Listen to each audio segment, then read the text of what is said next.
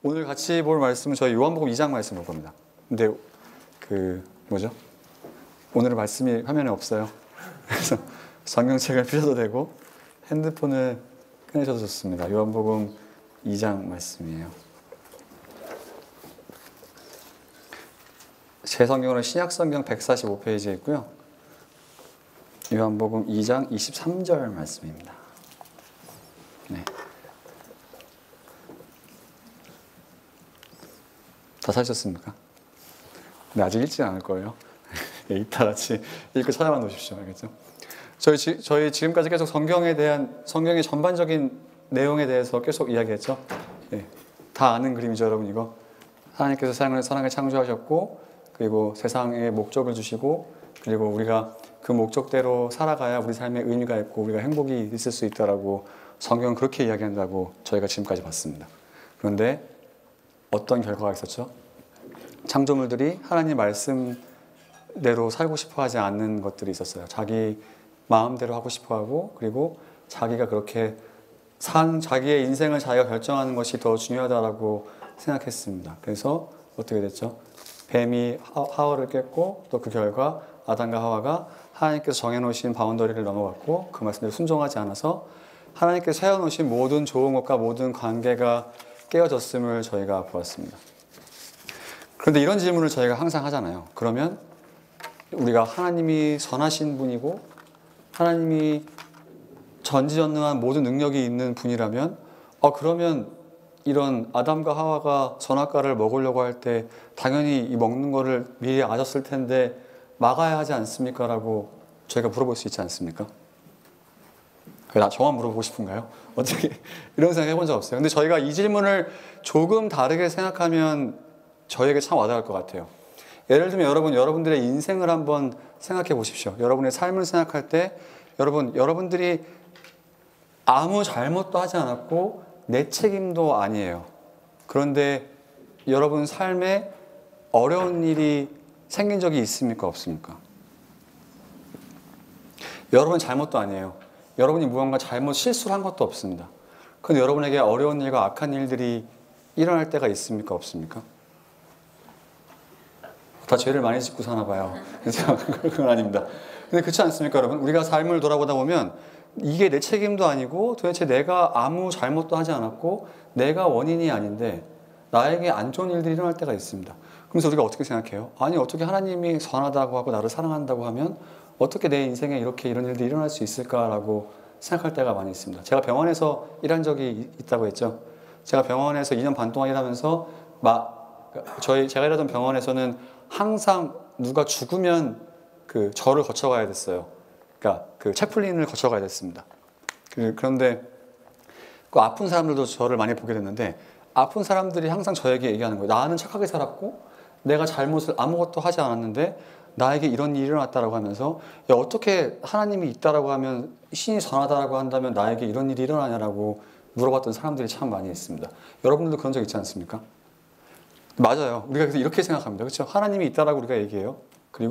근데 우리가 삶을 돌아보면 어때요? 세상에 분명히 악이 존재하고 여러분들 삶에 분명히 어려움이 존재합니다. 근데 이 어려움이 여러분의 잘못 때문에 생기는 것은 아닌 것들도 있단 말이죠. 오늘 선악과도 사실 마찬가지인 것 같아요. 그렇게 생각하면 하나님이 있고 하나님이 선하다고 하는데 어떻게 이 악한 것에 개입해서 막지 않았을까라고 생각이 듭니다. 우리한테도 마찬가지잖아요. 우리의 인생도 똑같아요. 그래서 우리가 어떻게 결론을 내립니까? 하나님은 나를 사랑하지 않거나 악하거나 아니면 하나님은 이렇게 내 인생을 좌지우지할 만한 능력이 없나 보다라고 생각이 될 때가 있어요. 여러분 맞습니까? 이렇게 생각해 본 적 혹시 있으세요? 없으세요? 있으세요? 이런 질문은 우리를 평생을 계속 괴롭힐 거예요. 왜냐면 우리의 삶을 여러분 지금까지 우리가 인생을 살아오면서 어때요? 인생은 정말 그냥 졸졸졸 흐르는 강물처럼 아무 문제 없이 흘러가나요? 아니죠? 내가 아무런 행동을 하지 않아도 우리에게 어려운 일들은 계속 생기고 제가 계속 반복해서 이야기했듯이 이게 내가 뭘 잘못해서 생기지 않는 어려움도 있단 말이에요. 그럼 여러분 그때 하나님을 어떻게 이해하고 싶으세요? 많은 사람들이 어떻게 이해한다고요? 하나님은 나를 사랑하지 않거나 하나님은 선하지 않거나 그렇죠? 하나님은 오히려 악하신 분인가? 나한테 왜 이러시라는 생각이 들 때가 있습니다. 근데 그게 비단 우리만의 고민은 아니에요. 많은 사람들이 이렇게 고민했던 것 같습니다. 여러분 이걸 어떻게 이해할 수 있습니까, 여러분? 어떻게 이걸 잘 이성적으로 신앙의 힘으로 이해할 수 있을까요?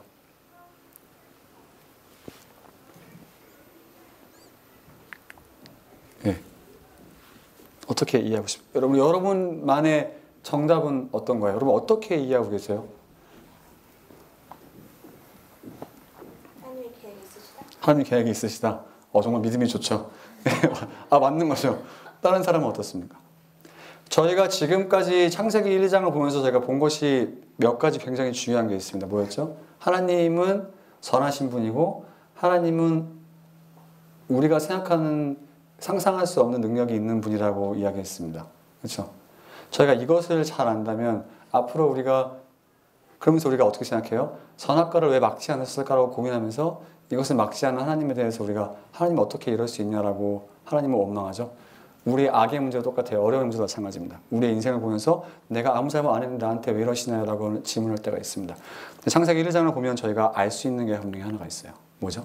하나님은 선하고 능력이 있는데 지금 수인자만 너무 잘 느꼈겠죠.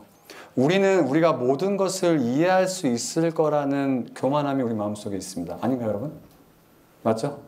우리가 뭐든지 설명해주면 이해할 수 있을 거라는 그런 이런 머리에 자신감이 있어요. 그런데 우리가 창세기 1, 2장을 보면 어떻습니까? 하나님께서 말씀으로 세상을 창조하셨다고 했는데 여러분 그게 여러분 머리로 이해가 가세요? 여러분 정말 우리가 머리로 모든 것을 이해할 만한 능력이 우리 자신에게 있다라고 생각하십니까? 많은 사람들이 이렇게 1번처럼 이해하는 이유는 뭐죠? 하나님이 자기에게 무언가를 설명하면 나는 100% 이해할 수 있다라는 자기 머리에 대한 자신감이죠. 나는 그럴 만한 지식이 있고 그럴 만한 이성이 있다라고 이야기하지만 성경은 우리의 이성과 지식이 분명히 한계가 명확하다라고 이야기합니다. 그렇죠? 그럼 우리가 앞으로 이 선악과의 문제도 마찬가지예요. 저희가 성경을 보다 보면 어떻게 하나님께서 이 악을 허락하시고 선하게 바뀌어가는 것을 볼 수 있습니다. 그러면 우리의 개인적인 삶도 마찬가지인 것 같아요. 우리의 삶에 분명히 내가 자초하지 않은 어려움과 악이 존재한다면, 근데 그것을 하나님께서 허락하신다면, 저 선하신 하나님께서 우리가 뭔가 이해 못할 선한 목적이 있다고 신뢰할 만하다고 성경은 이야기하고 있습니다. 말이 되게 어렵죠? 다시 이야기하겠습니다. 예. 분명히 우리 삶에 우리가 이해하지 못할 어려움들이 일어날 거예요. 그럴 때마다 우리는 어떻게 생각해요? 하나님은 나를 사랑하지 않나 보다. 아니면 내가 무슨 잘못을 했나 보다. 아니면 역시 하나님은 없어라고 생각하기 쉽지만 성경은 그렇게 이야기하지 않는다는 거죠. 네가 네 머리로 이해할 수 없는 것이 분명히 있고 하나님께서 분명히 선한 뜻으로 이 어려움을 너에게 던진 것이 아니라 허락할 만한 이유가 있다라고 성경은 이야기하고 있어요. 이게 우리에게 어떤 도움이 되냐면 하나님이 어떤 분인지 우리가 알면 별 어려움 가운데 우리가 하나님 더 신뢰할 수 있게 됩니다. 제가 병원에서 일했다고 했잖아요. 여러분 병원에서 여러분들이 아무것도 잘못하지 않았는데 사건 사고로 입원하게 되면 여러분 어떤 마음이 들 것 같아요? 뭔가 누군가 원망하게 되겠죠. 그런데 제가 병원에서 일하면서 정말 사랑하는 사람들이 아무 이유 없는 사건 사고로 죽는 사람들을 많이 봤습니다. 근데 그 중에 기독교인들도 꽤 있었어요. 그리고 정말 심각한 병에 걸려서 병원에 있는 사람들도 봤습니다. 근데 이 사람들이 뭔가 삶을 잘못 산 게 아니에요. 자기도 여기 왜 있는지 모르겠다고 하는 사람들도 많이 있었습니다. 그런데 그 사람들이 그 가운데 그렇게 어렵고 슬픔 가운데 무언가 계속 변화되고 저 같으면 제가 아무 잘못도 안 했는데 병원에 있으면 저는 하나님을 막 원망하고 이렇게 할 것 같은데 이 사람들이 그 고난과 어려움 가운데 신앙이 성장하는 신비함을 보았습니다. 어떻게 그럴 수 있었을까요? 여러분들의 인생을 돌아보면 어떻습니까, 여러분? 여러분들에게 인생의 어려움과 힘든 시간이 항상 괴롭고 나쁜 것으로만 끝났습니까? 지금 돌아보면 어때요? 여러분들의 삶에 항상 그렇게 끝났나 봐요. 네, 되게 굉장히 신비합니다. 우리가 고난을 통해서 하나님을 더 이해하고 사랑하게 되는 경우들이 분명히 있어요. 고난을 통해서 우리의 인격이 성장하고 우리의 신앙이 성장하게 되는 경우가 있습니다. 근데 그것이 정말 이렇게 앞에처럼 이해하면 말도 안 되는 거 아닙니까? 근데 어떻게 그런 일이 가능하냐라는 거죠. 그게 논리적으로 설명이 되나요, 여러분? 그런데 성경은 그게 가능하다라고 이야기해요. 그것이 정말 하나님의 허락하신 가운데 일어난다라고 생각합니다. 그러면 저희가 앞으로 다가올 인생에 대해서, 어려움에 대해서 한번 생각해 보면 좋겠어요. 제가 이것은 지난주에 하지 못했던 것을 했던 거고, 오늘은 저희가 좀 다른 이야기를 해보고 싶습니다. 제가 지난주에 어떻게 얘기했죠? 결국 우리 가운데 우리의 이런 고장나고 잘못된 우리 마음속에 있는 우리의 창조주를 거역하고 싶고 우리 마음대로 살고 싶은, 내가 내 삶의 기준이 되고 싶은 이 문제는 우리 스스로 해결할 수 없다라고 했습니다. 그리고 이 해결책이 예수님밖에 없다라고 이야기했어요. 그럼 도대체 예수님 믿는 건 뭘까요, 여러분? 예수님 또 어떻게 믿을 수 있습니까? 이런 질문을 할 수 있지 않겠어요? 그래서 저희가 오늘 이 얘기를 한번 해보고 싶습니다. 저희 괜찮으면 앞뒤적으로 좀 모여보죠. 뭐 한 5명, 4명 괜찮습니다. 이 질문을 한번 해봤으면 좋겠어요. 첫 번째는 여러분, 혹시 예수님 안 믿는 사람은 괜찮습니다. 근데 예수님 믿는 사람들이 그 구도 안에 있다면 어떻게 예수님 믿게 되는지 한번 이야기해봤으면 좋겠습니다. 그리고 시간이 남는다면 두 번째 질문은 제가 바꾸고 싶습니다. 저게 아니라 예수님 믿고 나서 무엇이 달라졌는지를 얘기해보면 좋을 것 같아요. 첫 번째는 어떻게 내가 예수님 믿게 되는지를 같이 이야기해 보았으면 좋겠습니다. 그리고 시간이 남는다면 내가 예수님 믿고 나서 무엇이 달라졌는지를 한번 이야기해 보면 좋을 것 같아요. 여러분 한번 이야기해 보십시오.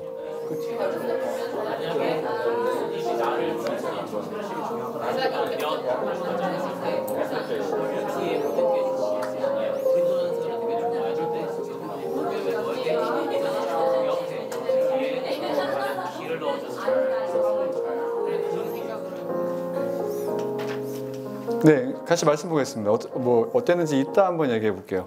저희 요한복음 가봅시다. 요한복음 2장 23절부터 한번 같이 읽어보면 좋을 것 같아요. 저 한 절, 여러분 한 절 읽겠습니다. 중간에 계속 멈추면서 같이 볼게요. 23절입니다. 같이 한 절씩 번갈아 가면서 읽을게요. 6월절에 예수께서 예루살렘에 계시니 많은 사람들이 그 행하시는 표적을 보고 그의 이름을 믿었으나 예수는 그 모든 것에 또 사람에 대하여 누구의 증언도 받으실 필요가 없었으니 이는 그가 친히 사람 속에 있는 것을 아셨습니다.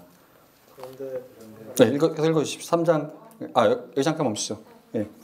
여기 있는 말씀이 저희를 되게 두렵게 만들죠, 여러분. 왜 그러면 어떻습니까? 이 6월절은 유대인들의 큰 명절이죠. 큰 명절입니다. 근데 예수님께서 예루살렘이니까 유대인들이 6월절에 꼭 예루살렘에 올라가야 돼요. 근데 예수님께서 올라가셔서 어떻게 하셨습니까? 많은 기적과 이적을 보여주셨어요. 그래서 사람들이 예수님을 믿었다라고 이야기합니다. 그런데 예수님께서 24절에 뭐라고 하시죠? 예수는 그의 몸을 그들에게 의탁하지 아니하였으니 이는 그들의 모든 것을 아셨다라고 하시면서 25절의 뒤에서 사람 속에 있는 것을 아셨다라고 이야기합니다. 이 말씀이 저희들의 마음을 굉장히 들여보게 해요. 왜냐하면 여기 23절에 나오는 믿었다라는 게 저희가 볼 때 믿었다라고 하니까 굉장히 좋은 것 같지만 예수님 보실 때 이들 마음속에 자기를 어떤 사람으로 믿었는지가 굉장히 예수님께는 중요한 것 같습니다. 맞죠? 제가 이 3장부터 볼 거지만 예수님께서 보실 때 이들이 자기에게 나아오는 이유는 뭔가 기적과 이적을 봤기 때문이라고 생각하신 것 같아요. 그런데 사실 이거는 여러분 지금도 동일한 것 같습니다. 저희가 교회 나오는 이유를 잘 생각해 보면 좋죠, 여러분. 맞지 않습니까? 사람들이 많은 이유로 여러 가지 5만 가지 이유로 교회에 나오는데 만약에 예수님께서 우리의 마음을 아시고 우리가 교회에 왜 나오는지 마음을 아신다면 어떻게 생각할지 한번 스스로를 돌아보면 좋을 것 같아요. 여러분 어떠십니까? 여러분의 마음을 예수님께서 이미 다 아실 텐데 우리가 예수님께서 우리 마음을 아신다면 우리가 교회 이 자리에 왜 앉아 있는지에 대해서 어떻게 생각하실까요? 어떨 것 같으세요, 여러분? 근데 오늘 말씀은 그런 동기에 대해서 분명히 생각해 보라고 이야기해요. 그러면서 3장으로 넘어갑니다. 이 앞본문과 연결된 이 3장과 제가 지금 방금 읽은 내용이 연결된 내용이에요. 3장 1절입니다. 그런데 바리새인 중에 니고데모라 하는 사람이 있으니 유대인의 지도자라. 2절 읽겠습니다.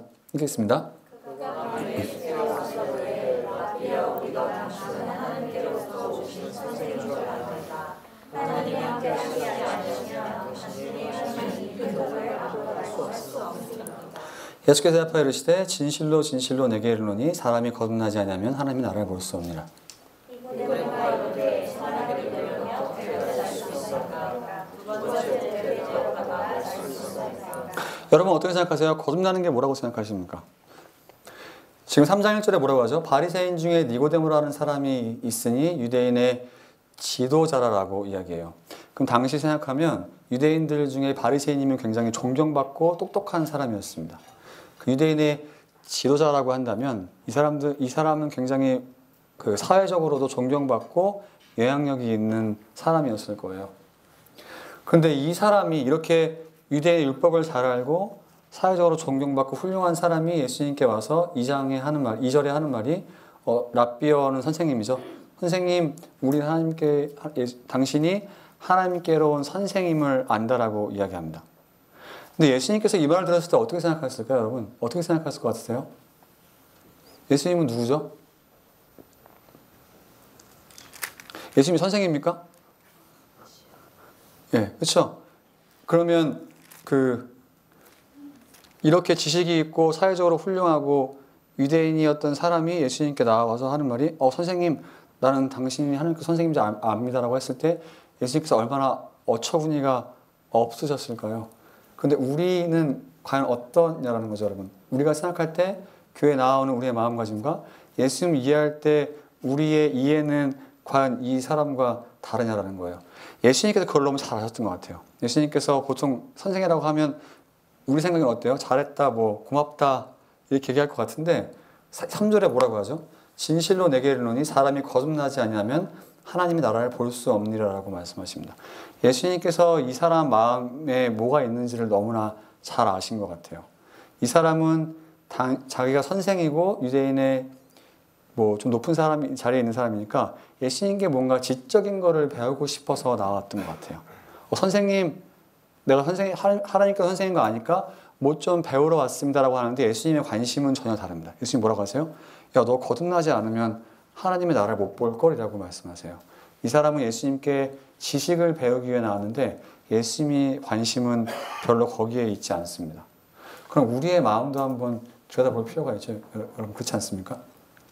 우리가 교회 왜 나오고 예수님을 왜 믿는지에 대한 그런 마음가짐도 한번 생각해 보면 좋을 것 같아요.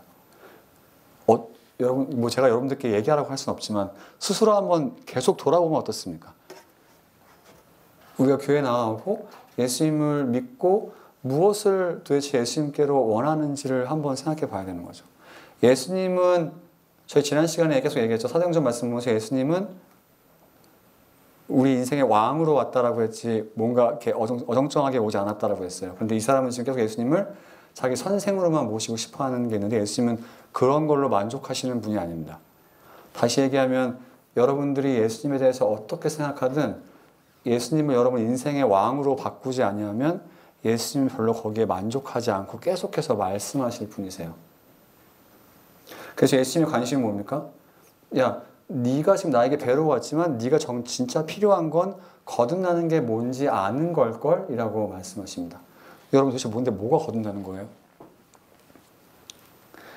우리가 교회에서 거듭난다라는 표현을 되게 자주 쓰지 않습니까? 근데 뭐가 도대체 거듭나는 겁니까? 니고데모가 바보 같죠? 어떻게 모태에서 다시 나옵니까? 라고 하지만 저희가 사실 지금부터 본문을 보면서 여러분 거듭나다라는 단어는 이 두 가지로 번역할 수 있습니다. 다시 태어나다, 위로부터 나다라고 번역해도 괜찮아요. 성령은 세 가지의 옵션이 있어요. 성령으로 번역해도 괜찮고 영으로 번역해도 괜찮고 바람으로 번역해도 괜찮습니다. 다 같은 단어예요. 근데 니고데모가 생각할 때 거듭난다는 건 어떻게 이해한 거죠? 다시 태어나는 걸로 이해한 것 같아요. 그렇죠? 그런데 예수님께서 의도하신 건 뭘까요? 뒤를 봐야 알겠죠? 그래서 예수님께서는 다시 태어난다고 생각하는 건 아닌 것 같아요. 5절부터 보겠습니다. 5절 같이 읽어볼까요? 예수께서 대답하시되 진실로 진실로 내게 이르노니 사람이 물과 성령으로 나지 아니하면 하나님의 나라를 볼 수 없느니라. 육으로 한 것은 육이요 영으로 한 것은 영이니 바람이 임의로 불매 내가 그 소리는 들어도 어디서 와서 어디로 가는지 알지 못하나니 성령으로 난 사람도 다 그러하니라. 예수께서 그에게 대답하여 이르시되 너는 이스라엘의 선생으로서 이러한 것들을 알지 못하느냐. 무슨 말입니까, 여러분? 예수님께서 이 사람에게 거듭나야 한다는 것은 네가 다시 태어나는 것도 되겠지만 네가 위로부터 나야 될 걸이라고 이야기하는 거예요. 그러면서 뭡니까? 사람이 위로부터 나지 않으면 하나님 나라를 볼 수 없고 5절에 뭐라고 합니까? 물과 성령, 영, 바람으로 나지 않으면 하나님 나라에 들어갈 수 없다라고 이야기하고 있습니다. 그럼 예수님께서 의도하시는 것이 뭔지 알 것 같아요. 우리는 구원이라고 생각하면 여러분 뭐라고 생각해요? 단순히 저희 지난 시간에 얘기했겠죠? 구원이라고 생각하는 건 천국 가고 내가 죽으면 다시 살 수 있는 그런 티켓만을 이야기하는 것은 아니라고 했습니다. 맞죠? 저희가 구원이라고 하는 것은 창세기 1, 2장에서 이야기했던 것처럼 나의 삶과 기준과 주인이 예수님으로 바뀌는 현상이고 그 가운데 내가 천국 가는 것도 같이 따라오는 것이고 그런 것들은 다 되게 부가적인 것이라고 이야기했습니다. 예수님도 마찬가지예요. 예수님께서 야, 네가 구원받아야 될 걸 이렇게 말씀하시지 않고 뭐라고 하죠? 야, 네가 거듭나고 위로부터 태어나야 되고 물과 성령으로 거듭나게 되면 뭐라고 그럼 네가 천국 갈 거리라고 말씀하지 않으세요? 뭐라고 말씀하시죠? 3절 뒤에 뭐라고 하죠? 뭘 볼 수 없다라고 얘기합니까? 하나님 나라를 볼 수 없다라고 이야기하죠. 그리고 5절에 보면 뭐라고 합니까? 하나님 나라에 들어갈 수 없다라고 이야기하고 있어요. 그러면 저희가 지난 시간에 본 것과 계속 연결되는 거죠. 구원이란 것이 우리가 어디로 막 죽으면 가고 이런 것들이 아니라 결국 내 지금 삶의 주인과 목표와 기준이 다 바뀌는 것이라고 이야기합니다. 니고데모는 지금 로마 박해 가운데 로마 제국을 기준으로 살고 있어요. 로마 제국의 식민지로 약간의 자치를 갖고 있는 이 유대 지방에 살고 있습니다. 근데 하나님께서 뭐라고 해요? 야, 너 물과 성령으로 거듭나면 네가 지금 하나님 나라를 보고 들어갈 수 있을 거라고 이야기해요. 그러니까 저희가 지난 시간에 얘기했던 것처럼 지금 하나님께서 이 사람의 기준과 모든 목표가 바뀔 것이라고 계속 이야기합니다. 그러면서 어떻게 위로부터 나냐라고 물어보는 거죠. 여러분, 우리가 지금 방금 구원에 대해서 이야기했습니다. 어떻게 구원받는지 이야기했어요. 여러분의 경험을 나눠봤을 때 여러분이 예수님 믿게 된 계기와 경험이 다 똑같은가요? 어땠어요? 다 똑같았습니까? 제가 누구랑 이야기하고 있죠?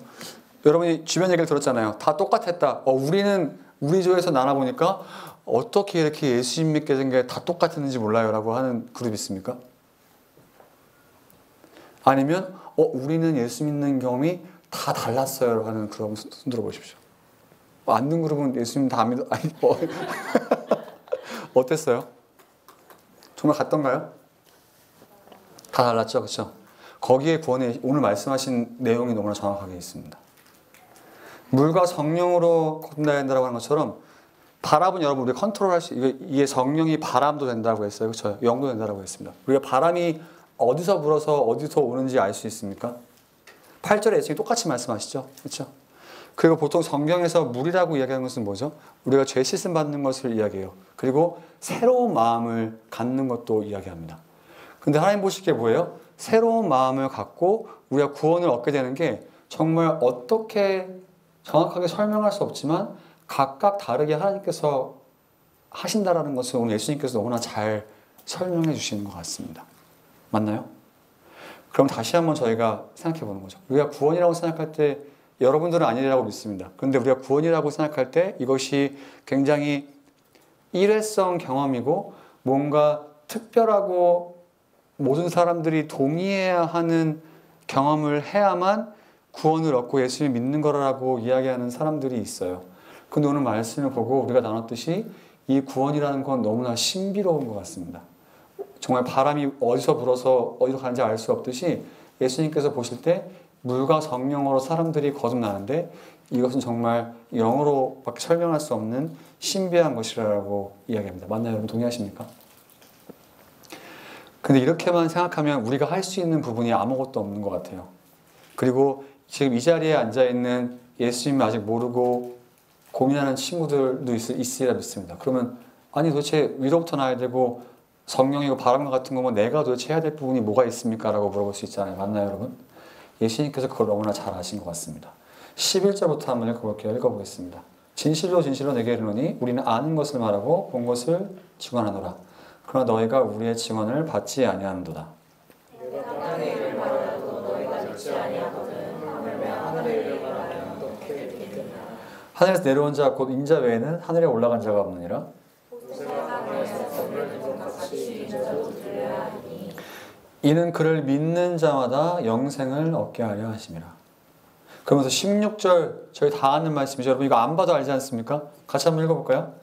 하나님이 세상을 이처럼 사랑하사 독생자를 주셨으니 이는 그를 믿는 자마다 멸망하지 않고 영생을 얻게 하려 하십니다. 제가 여러분들에게 신학적인 얘기를 하고 싶은 건 아니에요. 제가 여러분들에게 여러분의 의지가 정말 중요합니다. 여러분 그래야 구원받을 수 있습니다 라고 이야기하는 것은 아닙니다. 근데 오늘 예수님께서 15절에 말씀하시는 것이 너무나 재미있어요. 뭡니까? 그를 믿는 자마다 영생을 얻게 하려 하심이라고 16절에 뭐라고 얘기하죠? 똑같이 그를 믿는 자마다 멸망하지 않고라고 이야기하고 있습니다. 우리가 예수님을 믿어야 한다라고 이야기한다는 거죠. 맞나요 여러분? 우리의 부분이 분명히 있다라고 이야기하고 있습니다. 그럼 저희가 다시 한번 지금까지 했던 얘기를 다 생각해 보는 거죠.